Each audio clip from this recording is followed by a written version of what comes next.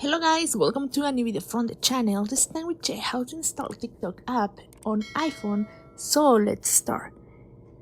First, we have to check in where countries are available TikTok, because some countries don't have TikTok app, so you have to check first the country.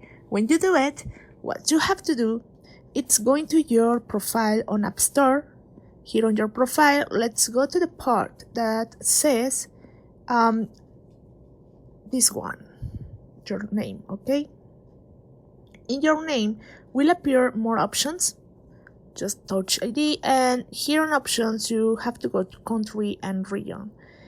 Here you have to select the country that you will install TikTok. In this case, for example, if TikTok is available only in Argentina, you select Argentina and you will change the region there.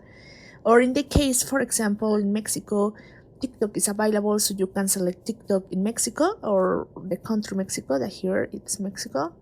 It's now my country, and you can try to install TikTok from there. So that is what you can do to install TikTok on your iPhone.